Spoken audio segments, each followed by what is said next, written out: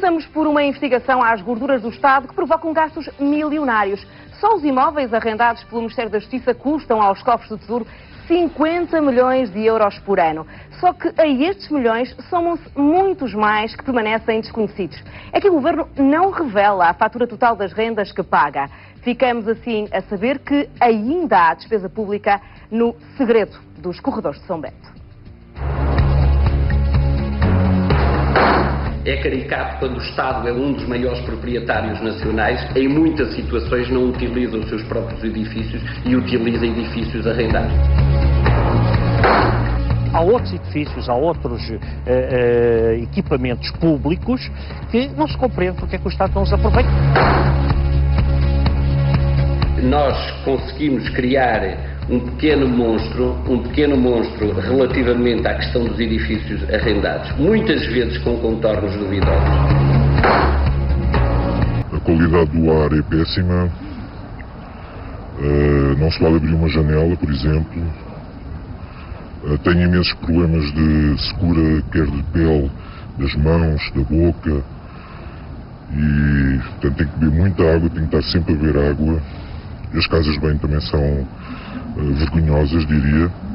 Para nós funcionários foi horrível porque as deslocações são muito maiores, o preço dos transportes é muito maior, as condições de trabalho são piores. São críticas que chegam todos os dias ao Sindicato dos Funcionários Judiciais. Isto tem, de facto, uma grandiosidade e uma imponência magnânima, quase que diria de luxo asiático, parece que estamos em Singapura ou na Malásia, mas depois, dentro dos edifícios, é como disse há pouco, não há armários, não há computadores, às vezes não há papel, o papel higiênico não existe, as esferográficas acabaram, não há dinheiro para os toners, não há assistência técnica nas fotocopiadoras e nos equipamentos e, portanto, é o que se chama justiça de fachada. Há outros edifícios, há outros equipamentos públicos que não se compreende porque é que o Estado não os aproveita e, pelo contrário, não só não os aproveita perdendo dinheiro em alugueres, mas também degradando esses próprios edifícios que estão a degradar. E repito novamente, e volto ao mesmo caso da boa hora. As rendas dos vários organismos suportados pelo Ministério da Administração Interna custam aos cofres do Estado mais de 10 milhões de euros por ano. Ao todo, a Administração Interna paga renda de 174 imóveis, entre quartéis da GNR, esquadras da PSP e lojas do cidadão. O imóvel mais caro é a sede do Serviço de Estrangeiros e Fronteiras no Tagus Parque. Por mês são 126.787 euros. Uma renda incomportável, nas palavras do Ministro da Administração Interna. É uma matéria complexa.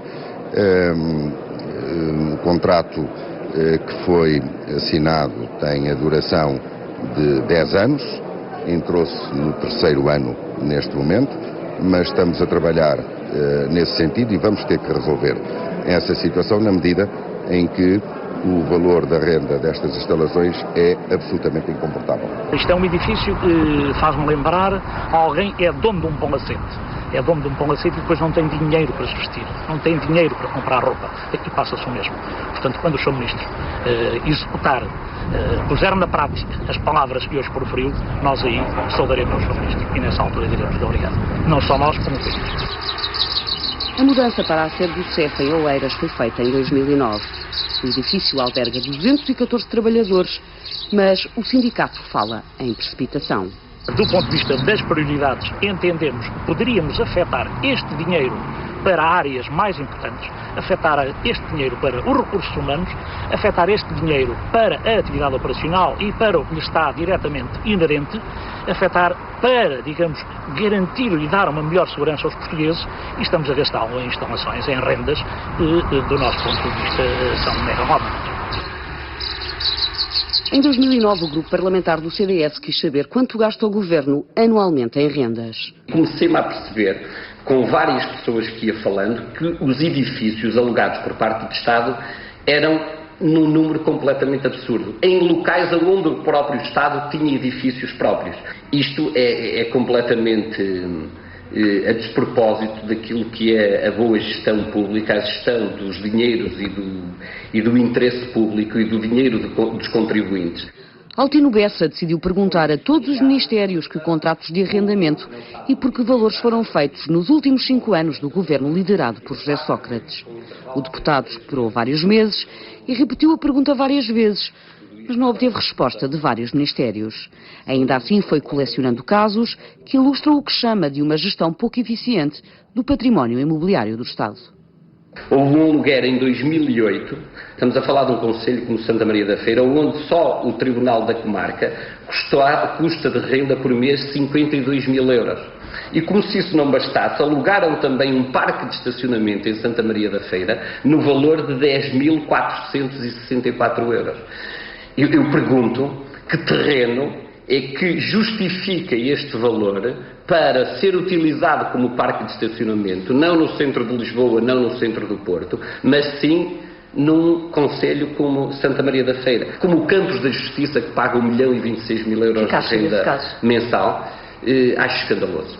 Acho escandaloso como é que um país, já numa situação económica extremamente difícil, em 2008 faz um arrendamento para um edifício que custa ao Estado 1.026.000 euros de renda por mês. Eu não sei o que é que passa pela cabeça de um governante que é capaz de ver os seus concidadãos já entrar num período de dificuldades e tem o descaramento de assinar um contrato em nome do Estado para pagar por um edifício um arrendamento de mais de 1 milhão de euros.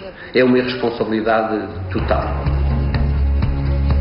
Depois de analisar o dossiê rendas do Estado, Altino Bessa denunciou o esquema.